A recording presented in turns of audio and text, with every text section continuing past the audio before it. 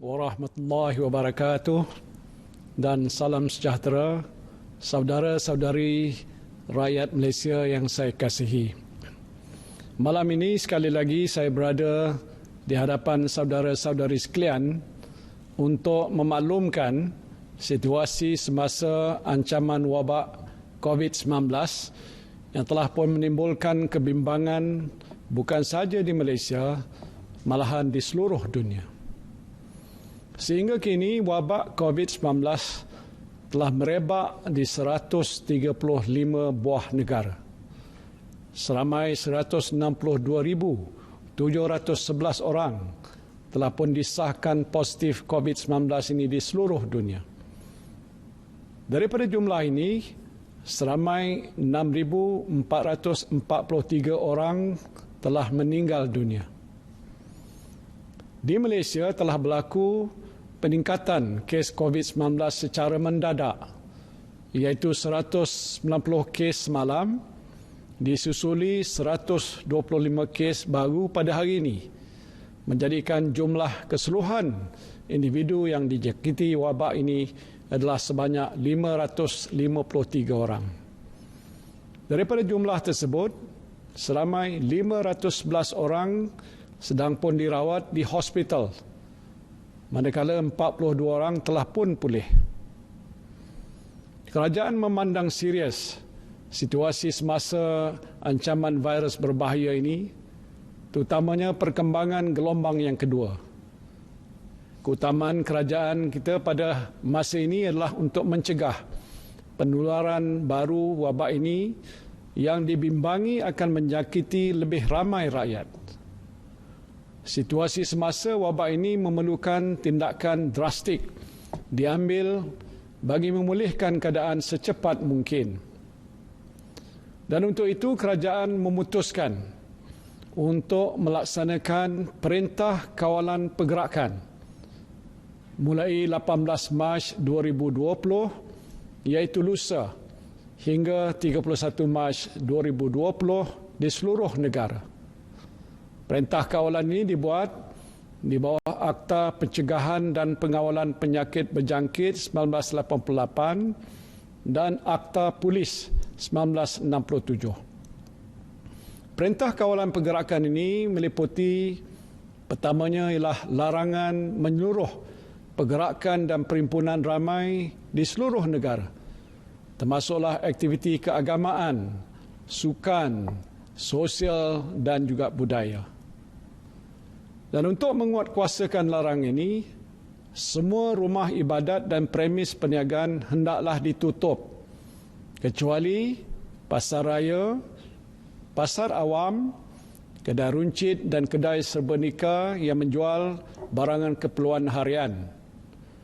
Khusus untuk umat Islam, penangguhan semua aktiviti keagamaan di masjid dan surau, termasuklah solat Jumaat adalah selaras dengan keputusan Mesyuarat Jawatankuasa Muzakarah Khas yang telah pun bersidang pada 15 Mac 2020. Keduanya ialah sekatan menyeluruh semua perjalanan rakyat Malaysia ke luar negara. Bagi yang baru pulang daripada luar negara, mereka dikandaki menjalani pemeriksaan kesihatan dan melakukan kuarantin secara sukarela atau dalam bahasa Inggerisnya self-quarantine selama 14 hari. Ketiga, sekatan kemasukan semua pelancong dan pelawat asing ke dalam negara. Keempat ialah penutupan semua taska, sekolah kerajaan dan swasta, termasuklah sekolah harian, sekolah berasrama penuh, sekolah antarabangsa, pusat tahfiz dan lain-lain institusi pendidikan rendah, menengah dan pra-universiti. Kelima ialah penutupan semua institusi pendidikan tinggi, IPT awam dan swasta, serta institut latihan kemahiran di seluruh negara.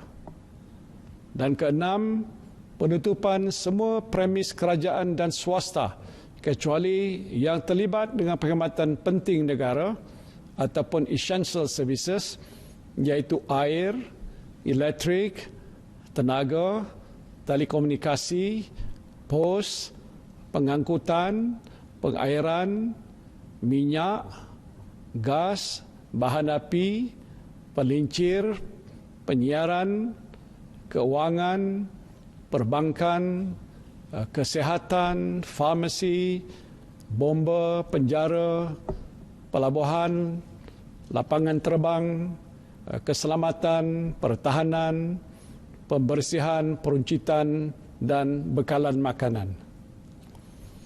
Saya sedar bahawa saudara dan saudari mungkin merasakan bahawa tindakan yang diambil oleh kerajaan ini menimbulkan kesulitan, kesukaran untuk saudara-saudari menjalani kehidupan seharian. Namun tindakan ini mesti diambil oleh kerajaan untuk membendung penularan wabak COVID-19 yang berkemungkinan meragut nyawa rakyat negara kita ini. Kita telah melihat peningkatan wabak COVID-19 secara mendadak daripada puluhan orang yang dijangkiti virus ini kepada ribuan orang dalam satu masa yang begitu singkat di beberapa buah negara lain. Sudah pasti saudara dan saudari tidak mahu keadaan yang sama berlaku di negara kita. Kita tidak boleh menunggu lebih lama sehingga keadaan menjadi lebih meruncing. Dan tindakan drastik perlu diambil dalam kadar yang segera untuk menyekat penularan wabak ini dengan cara menghadkan pergerakan orang ramai. Dan inilah satu-satunya cara untuk kita mengelakkan lebih ramai rakyat negara ini dijangkiti wabak yang boleh meragut nyawa.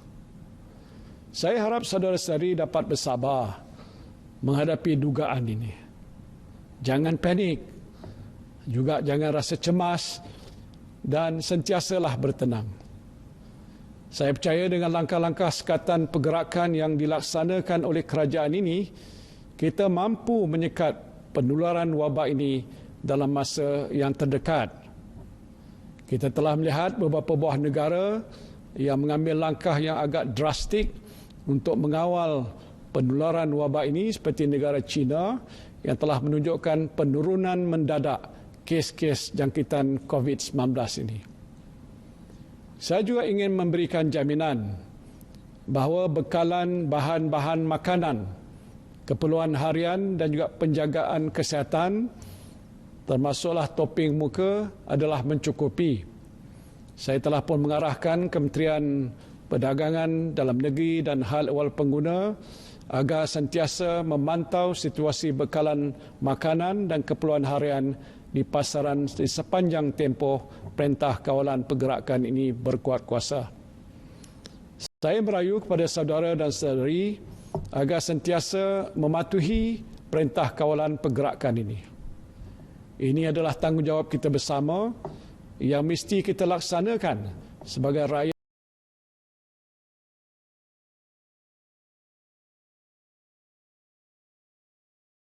yang prihatin terhadap keluarga kita, masyarakat kita dan negara kita.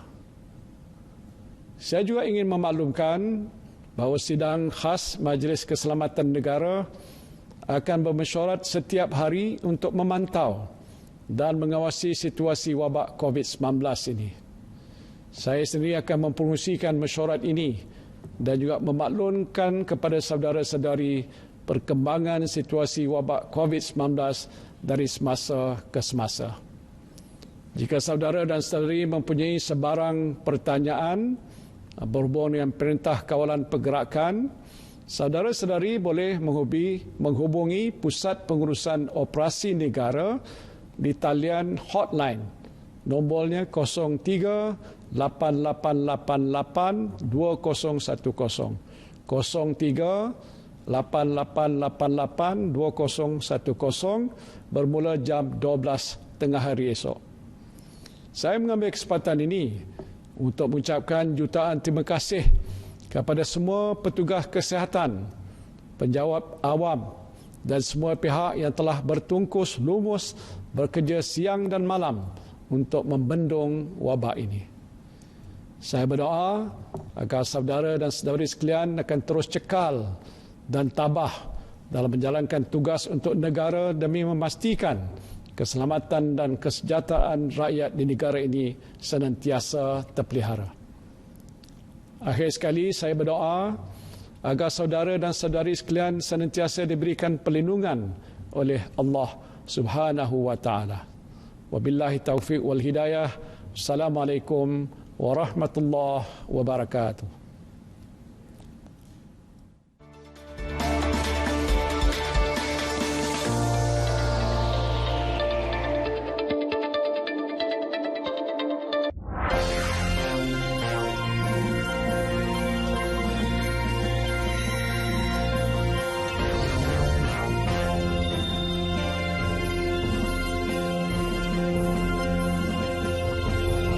Virus COVID-19 adalah spesies baru dalam famili coronavirus